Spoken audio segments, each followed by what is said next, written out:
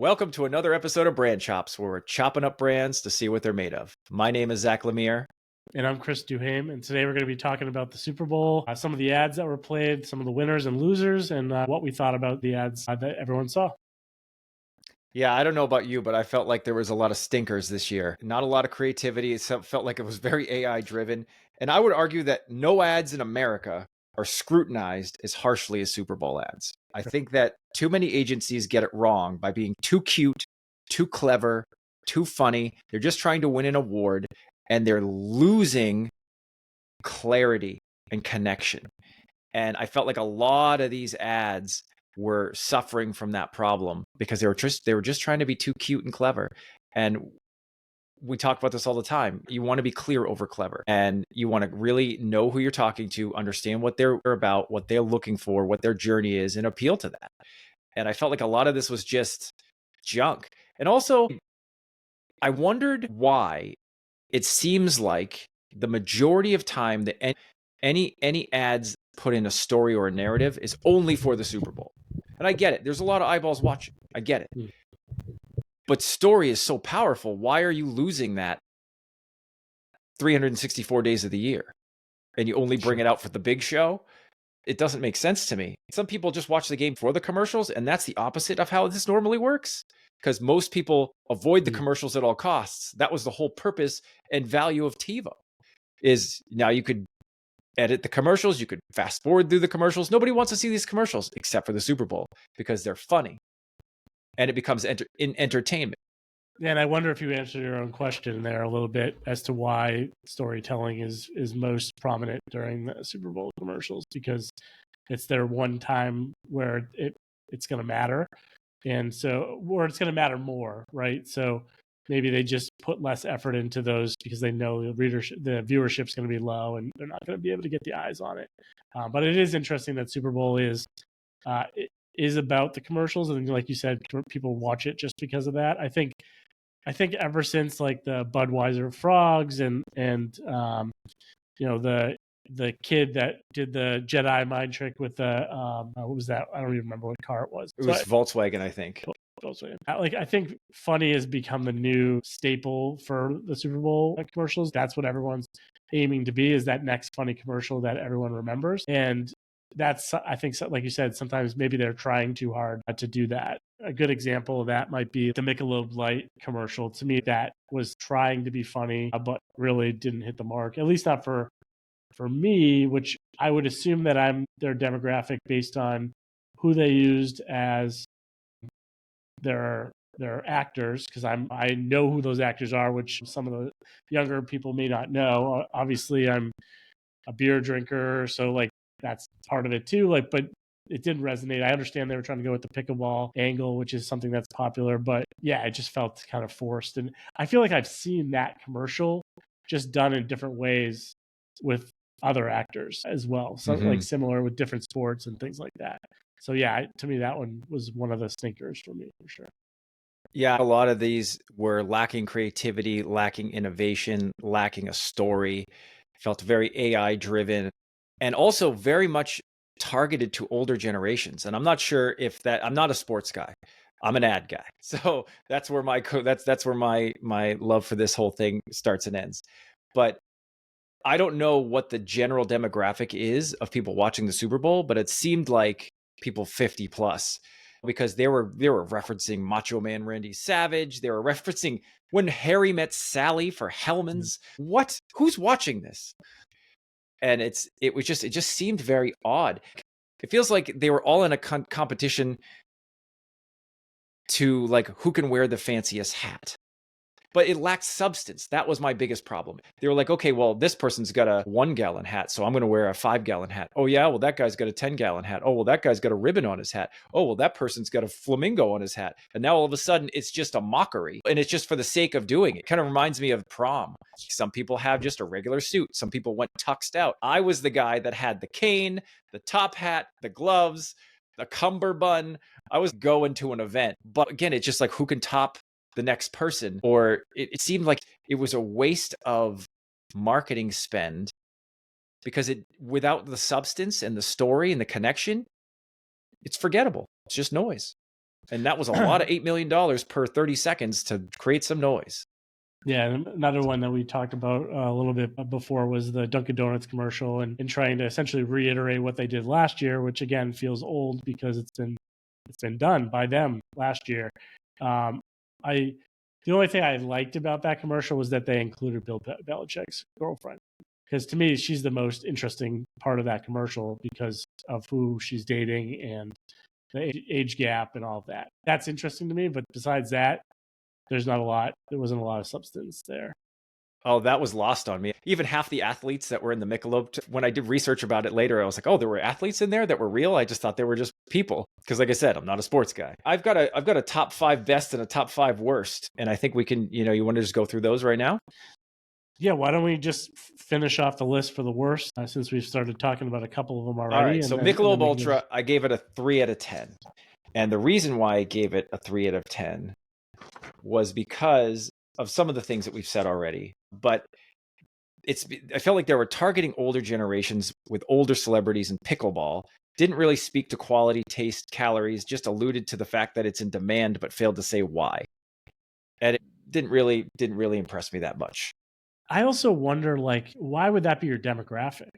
To me, that demographic that they were going after is going to be drinking craft beer, going to be drinking a lot more, they have money to be able to spend on better quality beer. So why go after that demographic? Unless the reason is because they're losing that demographic and they're trying to get back to it or something. But is this the time to blow $8 million on trying to get back the demographic? I don't know. I just felt like it was just... Yeah, it just seemed like, I don't know who's running the show out there right now, but they need to hire us. I'm just saying. My next stinker was Haagen-Dazs, 3 out of 10. And the reason why that one was, if anyone hasn't seen it, and I'll put the links in all the social media stuff to all these videos so you can see it yourself. But it had Vin Diesel and Ludacris and characters from the Fast and the Furious. And they're driving down the road and they're eating a Haagen-Dazs ice cream bar. And it shows that they like the Haagen-Dazs ice cream bar. But then the whole message was, don't be so fast and furious, relax a little bit sometimes. I guess there was a connection to their product, but it had a poor story. It leaned too heavy in a movie franchise that's not even really relevant there right now. I don't even know what they've got. The 12th version is just played out. Yeah. It's like wrestling video games. Nobody cares about them. They're not worth anything because they come out every year. Kind of connected with taking time to slow down, relax, and enjoy simple pleasures, but I didn't really think it connected with the product. I would say those are the times when people do eat ice cream. When they're on the road in a convertible? No, not that part. What I'm saying is, I understand the connection between relaxing, but I think it's wrong because they're talking about fast pace, and then you need to slow down and relax with an ice cream. I think that's what people are already doing. So I don't see that that's something they should have pinpointed as their unique value prop or their thing that got somebody to go and actually buy with them. I would have rather seen something that was funny. I think it needs to be funny because everything needs to be funny, with something with just more real life, like where you come home from a long day and you plop down and you watch your Netflix and things like that. That's when you eat ice cream. And so some association with that would have made more sense to me than, like you said, Fast and Furious, which doesn't make they had a chocolate ice cream bar in a convertible that had white interior. This is the last place, and the convertible was down, so it's going to fly all over the place. It's going to melt in your face. It just felt like so disconnected from the main customer base and the journey that we all take. If you think about it compared to something like Klondike Bar, right? What would you do for a Klondike Bar? Great series of ads because it had real people in real situations doing funny, weird things. And then the York Peppermint Patty, they'd take a bite and they'd pretend they're skiing down the Alps. It showed an experience in a real place. And it was still funny. But it was, like I said, it leaned too heavily on a movie franchise that had nothing to do with... It's not like Haagen-Dazs bars were in every single Fast and Furious and there was a meaningful connection. It was just pandering to people that would recognize these people's voices and their faces. I think they would have had a better chance of making it so those characters were doing their Fast and Furious thing. They're running from one scene to the next, and then at the end of the day, they all convene together and eat ice cream and talk, and it's more like a natural, them being real humans and interacting. To me, that's more impactful than what you're saying. I think it just makes more sense to be a little bit more real if you're trying to connect with real people. And that could have worked. To me, that might have been more impactful to show yeah, we're actors and we have a busy career and a life, but at the end of the day, we're no different than you are. We're gonna grab a pint or grab a bar and hang out with our friends and relax. And that to me would be a little bit more impactful. Yeah, I agree with you. And I think also just showing them in a scene that you're not normally used to seeing them in, especially because it's so heavily tied to a movie franchise where they're always in a car racing around. But to see them in a different place, relaxing on the couch with no shoes on and their feet up and maybe even a hole in their sock, something relatable and real. And yeah, so that's why that got a 3 out of 10. So the next stinker on the list, and then we're going to go into the winners, and there's some good winners, is the Bosch ad, which every time I've ever heard that brand name, I only associate it with power tools, mostly drills, never ever a fridge. And maybe that was part of it because they opened it up and they had a fridge, but they had Antonio Banderas, and it was a lookalike and actor that was pretending to be Macho Man Randy Savage. Again, really old actors and old references to 80s WWF wrestling, and appealing to who? And then again, like, I'm not going to go buy a fridge when every other moment that I've experienced your brand was power tools. So I felt like it was a waste of money and effort, and they could have done better with that $8 million. I will say, having just bought appliances, I did know that they did do appliances and other things. So, I mean, but did you know before that? Probably not. No. You probably knew because you saw it in the store. Yeah, and from what I understand, they're actually pretty good quality for some of them. But again, like, not necessarily something I would relate to them for.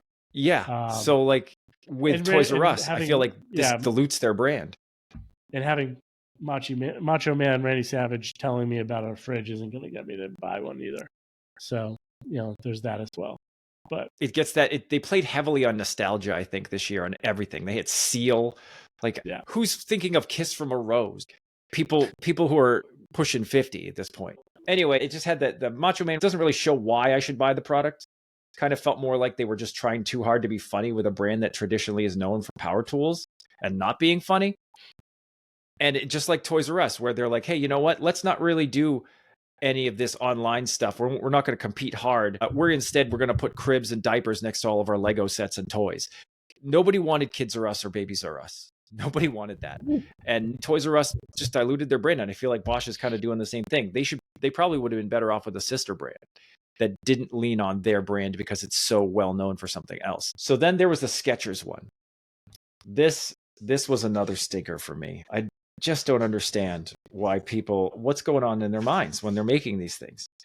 The Skechers ad was basically an older fat man talking about how convenient it is to have these slip-on Skechers, mostly because not only can he not see his feet anymore, but he can't even touch his toes. And again, appealing to very old demographic. And it was curious to me, and I don't know the stats of this. We should look it up about what's the viewership and maybe the demographics on watching the Super Bowl. But are millennials and Gen Z just not even interested anymore? Because I know that there was a good portion of people, like we said in the beginning of this episode, that would watch the Super Bowl just for the ads. Now you don't have to. You can just wait until the next day and someone's going to post it on YouTube, and you can save 5 hours of time, watch them all, which in a way gives each ad more longevity in life, which I think that's useful. And he's like, I like having hands free.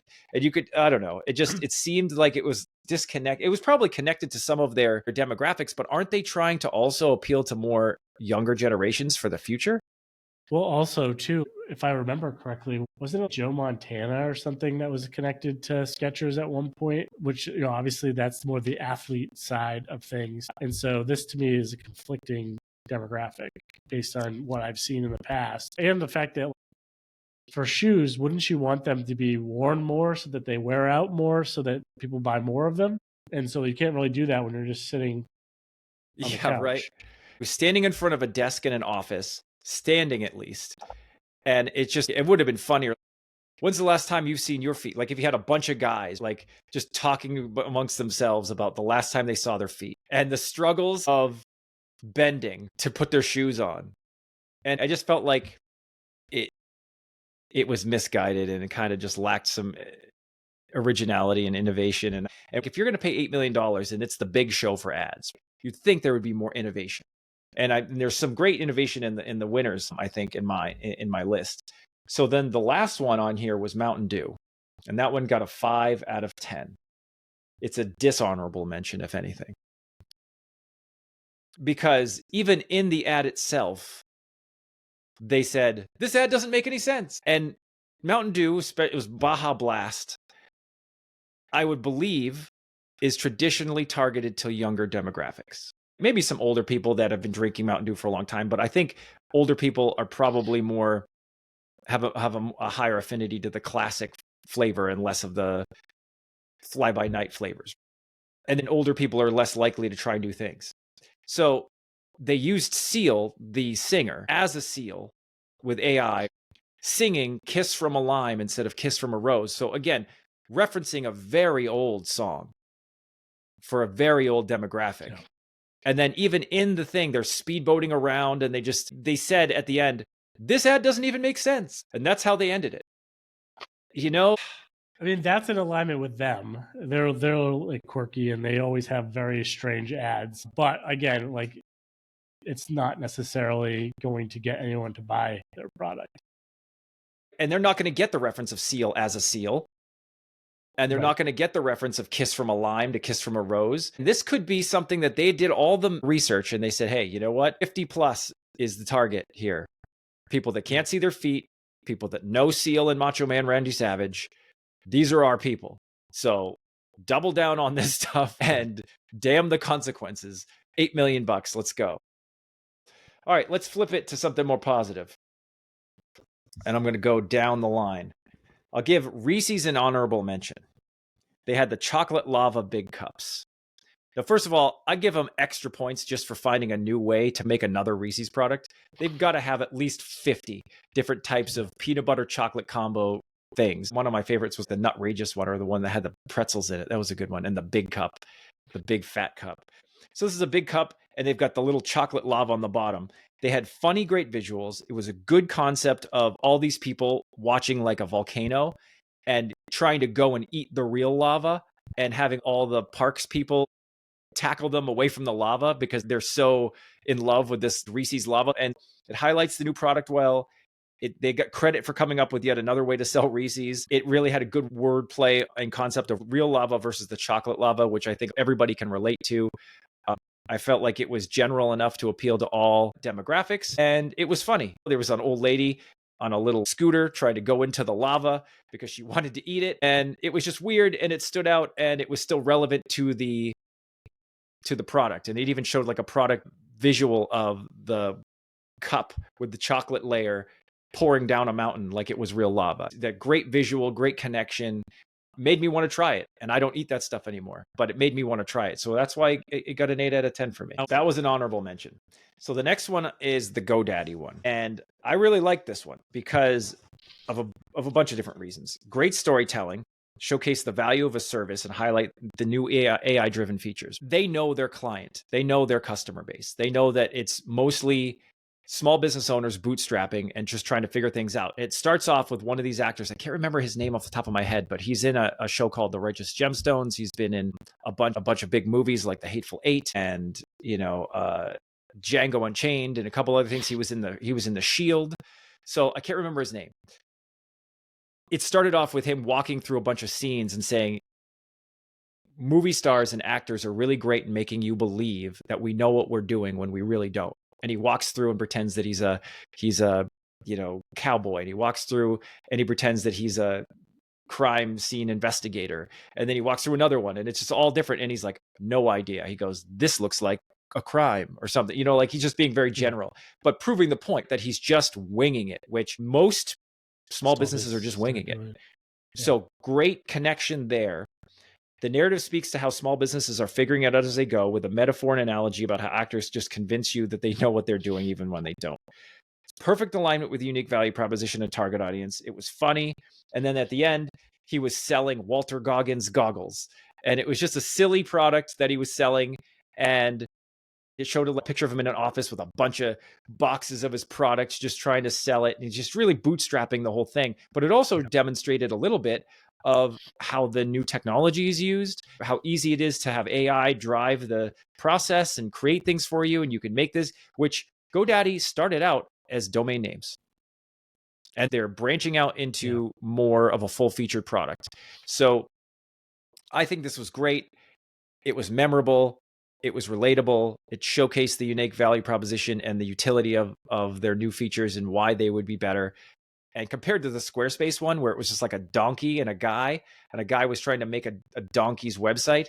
I mean, it kind of did it, but it just wasn't as impactful. I think the first time I ever even knew about or saw GoDaddy was during the Super Bowl. Because they had some pretty memorable ads when they first came out. It was like, what is this company? And then they started using like Danica Patrick and things like that. I feel like I've seen the growth of GoDaddy over the years. I think it appealed to the small business owner that's basically trying to figure it out, and it was relatable. I think, I agree. I think it was a good one as well.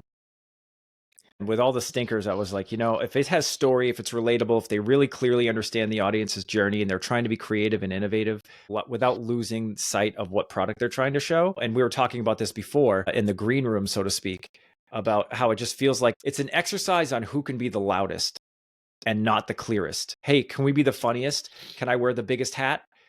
My hat's bigger than Mountain Dew's hat. It lacks substance and connection, which I believe is the whole point of all of these, especially on the biggest advertising day of the year with the most expense, the most eyeballs, something like 130 million eyeballs on this, not including the fact that you can now watch all of these online in perpetuity.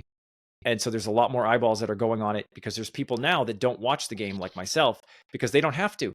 Now I can just wait till tomorrow and someone else is going to do the work and feed me all the things I'm looking for. And the next one was Ritz crackers. And I found this was great because Ritz is known for being like a salty, buttery snack. It's a cracker. It's really not that special.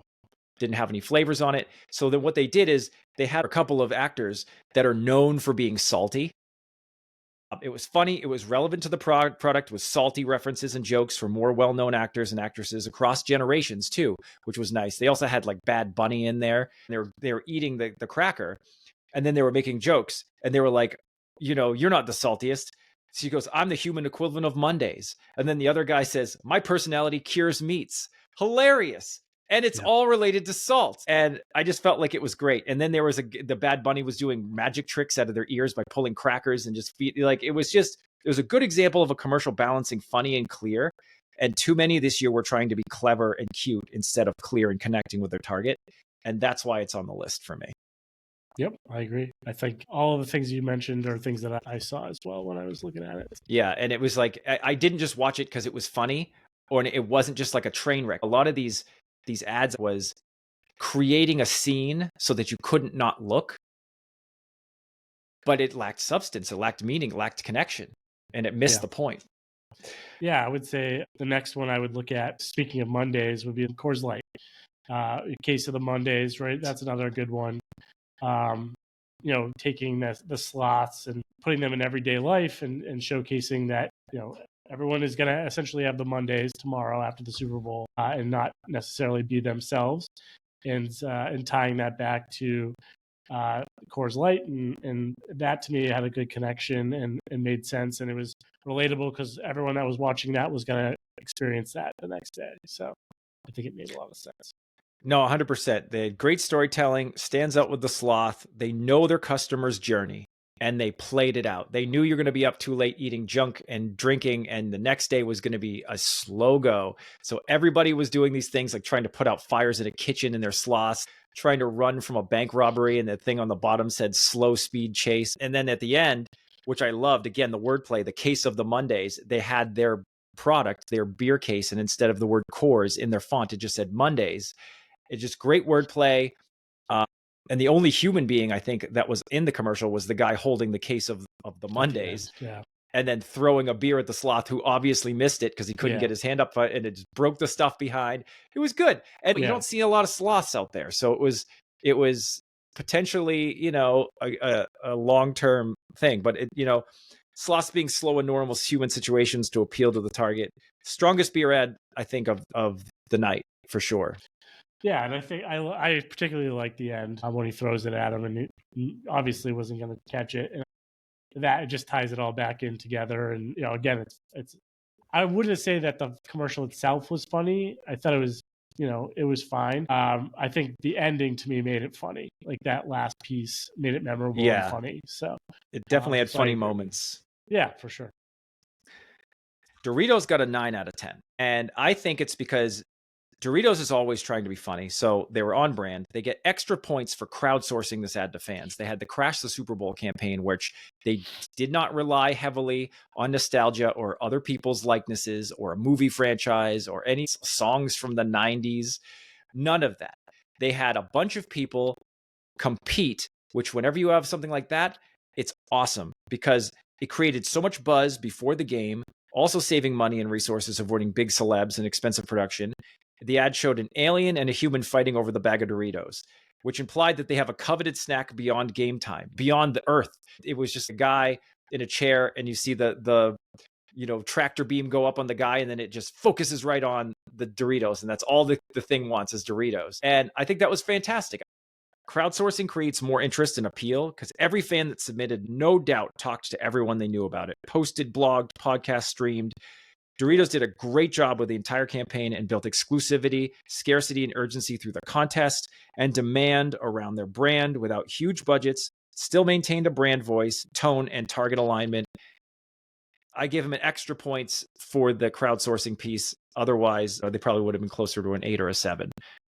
This has been done before. I've seen there's been other companies that have done the crowdsourcing thing. I think it's a smart way to go about it. And who better to do your messaging and your commercials than the people that you're trying to appeal to? They're going to basically know what they want to see. So it's not only are they getting a lot of information, they're getting an ad, like you said, that's at a cheaper price, but then they can look at all the other ads that get submitted and learn a little bit more about their demographic and what they like. And that will affect what their next ad looks like as well.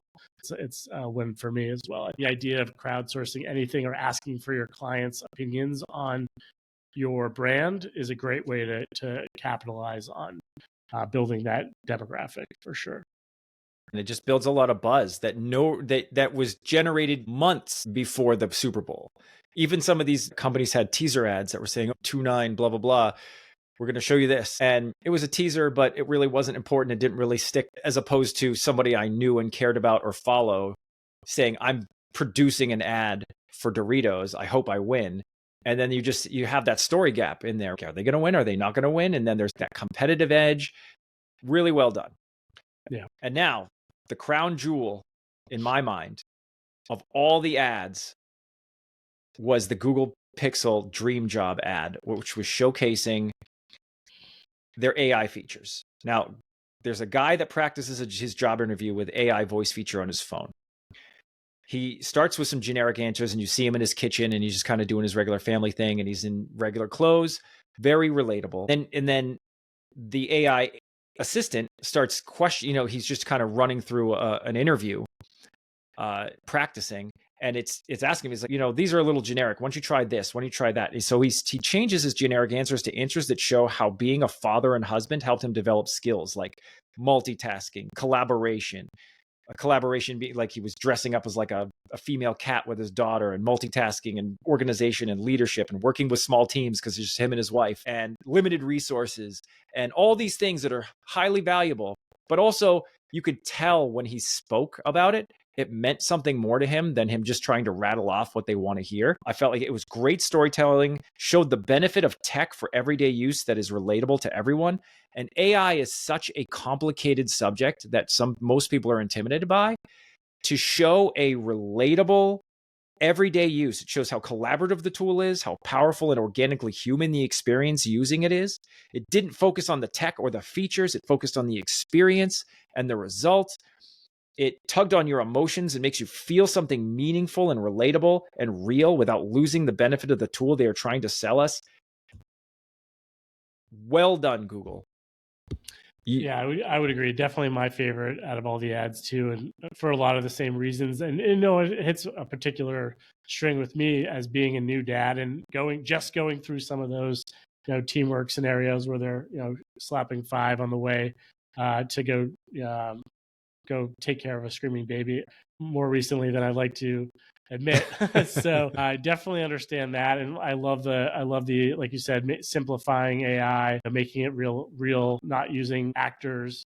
I mean, Google always just does such a great job, and their teams that are doing their ads are spot on. They understand their market better than anyone, probably just based on what they do, searching and whatnot. They have more information on us than anyone else, so it makes sense that they're in tune with their audience. But it just goes to show you don't need a flashy, funny commercial to make an impact. And I think it just will get people to try AI that maybe weren't trying it before. ChatGPT is one thing, but still can be scary. Gemini might ease the pain a little bit because they're used to the interface with Google. And so I think they hit a home run with that. I think it's going to be a successful campaign for sure.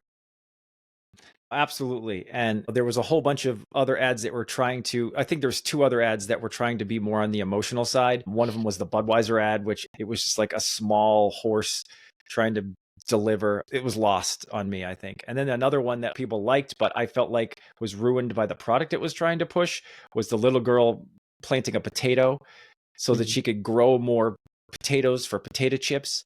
Right. It was a good story, but it was lost because the meaning of the result was worthless. It was junk food. It has no value in this society. Yeah. And if anything, it's just creating garbage in fat people. I think I agree. And the other one I thought was trying to hit heartstrings too was the Pfizer one with the kid fighting cancer. And I think up until the end, I didn't really get that necessarily, but I felt like the ending they did all right with. But again, it's Pfizer, so it doesn't really hold a whole lot of weight. And honestly, to me, it feels like a waste of money. Everyone knows who you are, and that commercial is not going to change anybody's opinion of big pharma. So yeah, exactly. So. It was a brand misalignment for me on that one. But whoever was trying to make that story resonate really probably hit some heartstrings. Yeah, but at the end, it's just like the potato chip. Oh wow, I can really relate to this. Oh, okay, well you're just selling me junk food, or you're selling me. You've consistently positioned yourself, Pfizer, as someone who doesn't really care about the cure and is all about the treatment. And then they promise you something that you can't really believe. Yeah, they've already ruined their brand at this point, so there's no coming back from it, and it's about other people talking about them essentially. And I think if you were putting a brand new chip company at the end of that commercial that was a healthy snack, that ad would be a home run. And if you're putting maybe a hospital at the end of that cancer ad, maybe that ad's more impactful. There's something to be said for what reputation you have, and sometimes you just can't get around it. That's just who you're going to be perceived as. So we'd like to hear your top 5. If you disagree or you agree with some of our choices, you can put them in the comments of our social media posts. And like and subscribe the Brand Chops podcast, trying to help the small business, bootstrap their way to success. So catch us next week, where we'll chop up more brands to see what they're made of. Thanks, everyone. See you. Brand Chops is brought to you by the fine people at Pivot Creative. Pivot Creative is a full-service branding and marketing agency that partners with businesses to build brands that connect so that every dollar you spend is an investment and not an expense. If you need some branding or marketing guidance, a website, a new brand, or want to learn more about one of the topics we cover on the show, please reach out to us at pivotcreative.com. If you know someone that would benefit from learning more from one of our shows, please share the episode. Visit brand-chops.com. And as always, like and subscribe if you find this content to be helpful. See you next time on Brand Chops, where we chop up brands to see what they're made of.